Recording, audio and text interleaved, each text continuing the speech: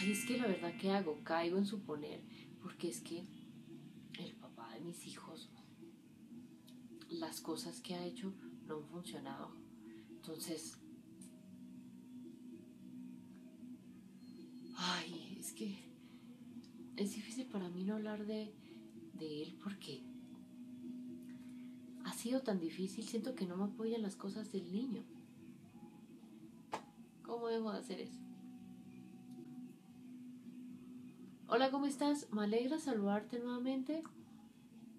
Hoy continuamos este tema de coparentalidad y te compartiré qué no hacer para que puedas criar en equipo de forma exitosa a tus hijos. ¿Deseas aprender esto? Genial. Suscríbete entonces a este canal de YouTube y ya nos vemos para tú y yo aprender juntos este tema. Bueno.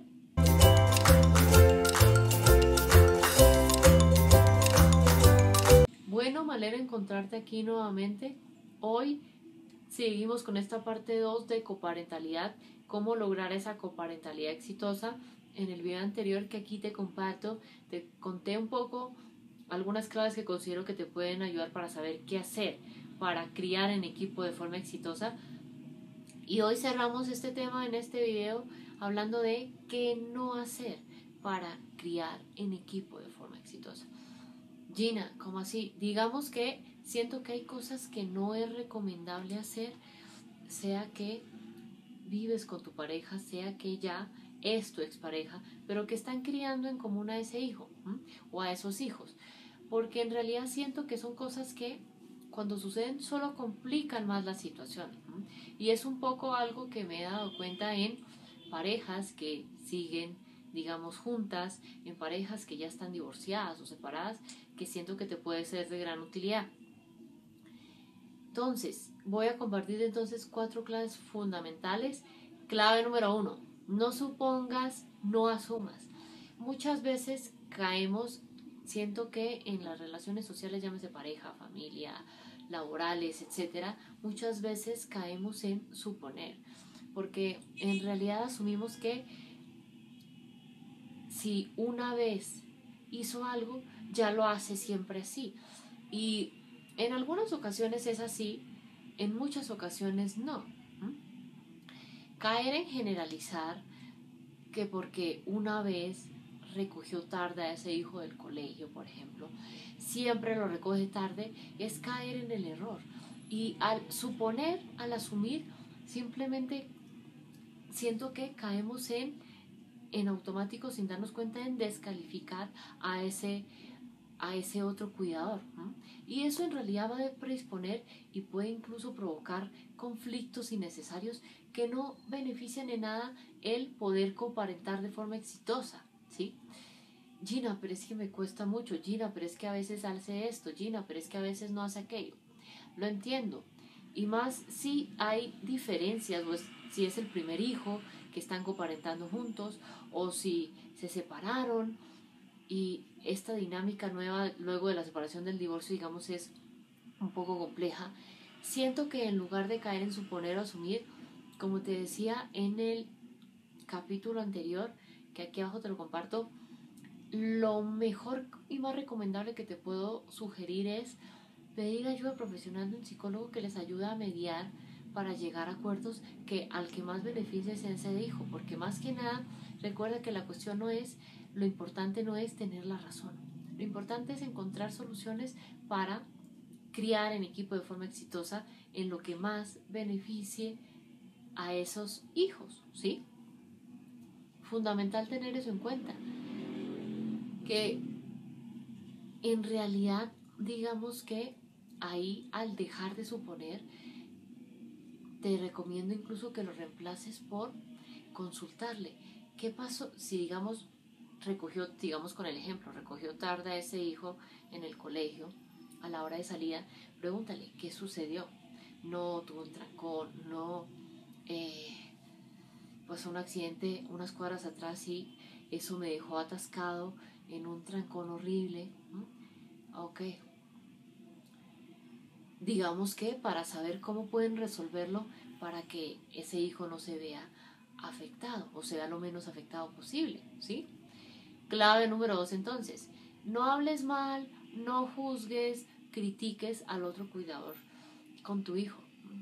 Y esto siento que a veces sucede mucho, especialmente en parejas que se separan o divorcian de forma conflictiva o traumática, que se separan porque llegó una tercera persona a esa relación, que se separan por alguna situación que no supieron resolver, que se separan por alguna diferencia irreconciliable,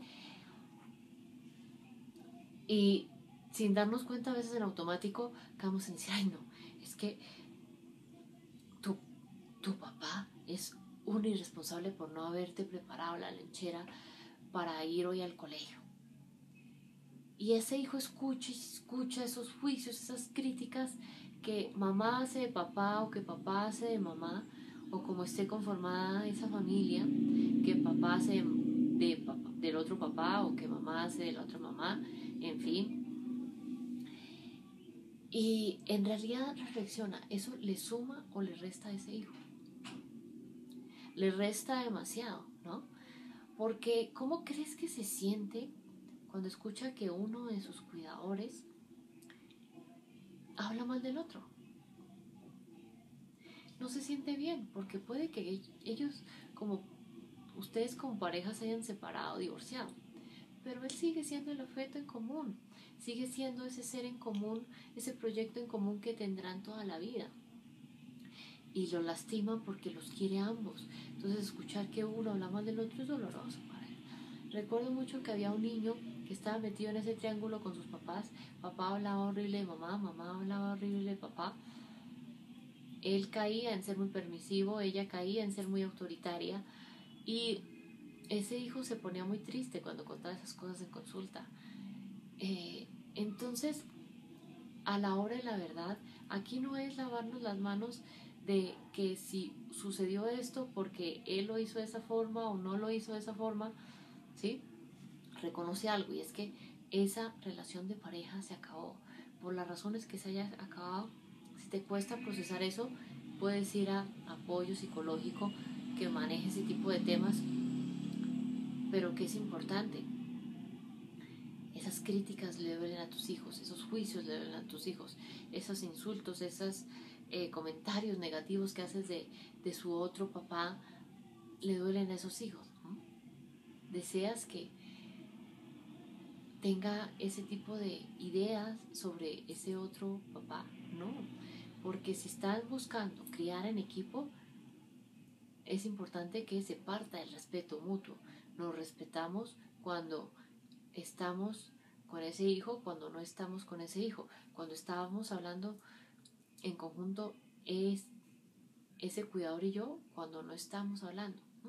Fundamental tener eso presente, porque si los ves remando ese hijo para el mismo lado, va a ser más fácil que logre entender ciertos lineamientos o ciertas pautas que le pongan. No va a ir en círculos porque se vuelve confuso porque uno le dice A y otro le dice no haga A porque su papá no tiene razón.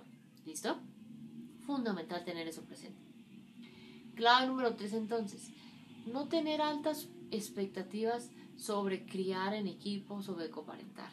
Digamos que en películas, en cuentos, en comerciales, nos pueden vender la idea de que cuando yo y esa expareja u otra persona decidimos coparentar juntos a un hijo, va a ser un lecho de rosas, todos vamos a poder, digamos, vamos a pensar igual en todo, vamos a estar de acuerdo en todo. Y en el mundo real no es así. Entonces aterricemos esas expectativas. Habrá momentos en los que es más fácil llegar a acuerdos, conciliaciones, soluciones. Habrá momentos en los que tal vez es un poco más complejo porque piensan abismalmente diferente, porque tal vez hay cosas en las que tu hijo se parece más al papá o ese hijo se parece más a ti, y ahí puede haber unas diferencias, pero una cosa es que haya diferencias y otra cosa es caer en los irrespetos. No caigamos en eso. Aterricemos en esas expectativas, en el sentido de que habrá momentos que sea más fácil y fluido llegar a acuerdos, habrá momentos en los que tal vez sea más difícil. La cuestión es, en los que es más difícil, hasta qué punto podemos seguir trabajándolo solos, o hasta qué punto ya ha sido tan desgastante que sería bueno pedir apoyo externo a un psicólogo que nos ayude a mediar en esto para que sea mucho más fácil y saber aterrizar esas expectativas sobre coparentar juntos, ¿sí? Fundamental tener eso presente. Que incluso siento que al caer en esas expectativas altas de uno o varios temas de la crianza, eso solo nos desconecta de la realidad y luego va a ser el totazo mucho más fuerte.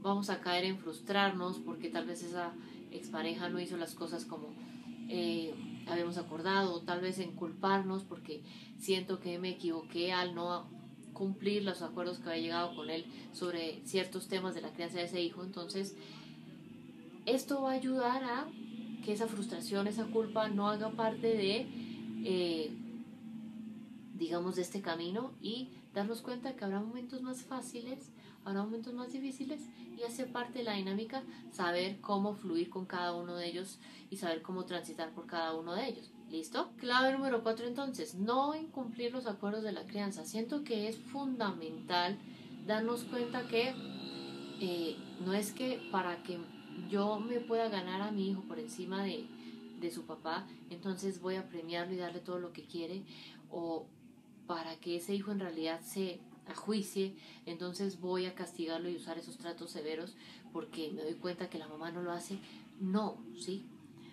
Es importante tener en cuenta que si hay acuerdos que nos está costando conversarlos, como te decía en el capítulo anterior, que de nuevo aquí abajo te comparto, definir situaciones ordinarias o extraordinarias, canales de comunicación, conflictos, asumir buenas intenciones de parte del otro padre, del otro cuidador, pero no caer en que ver cómo hacer que ese hijo me quiera más, ¿m?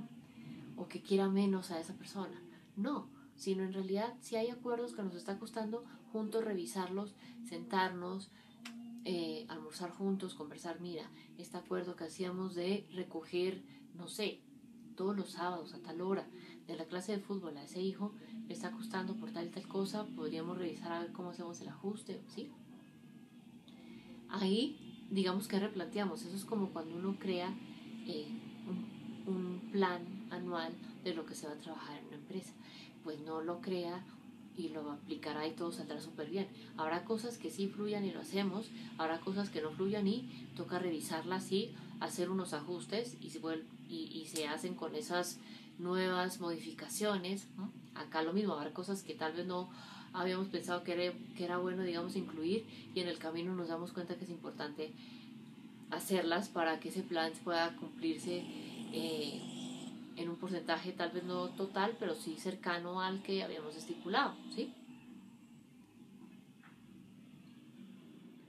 En conclusión, entonces, ¿qué vale la pena tener en cuenta para saber qué no hacer para crear un equipo de forma exitosa?